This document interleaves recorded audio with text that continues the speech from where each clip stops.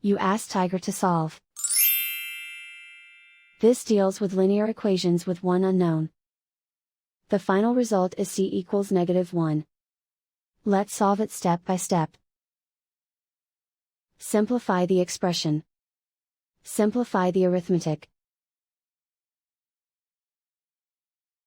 Group all constants on the right side of the equation. Add 6 to both sides.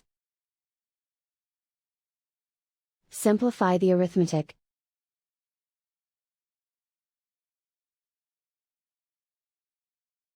Isolate the c.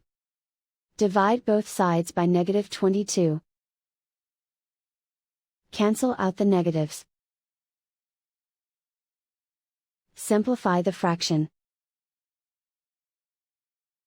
Simplify the arithmetic. Simplify the fraction. And so the final result is c equals -1.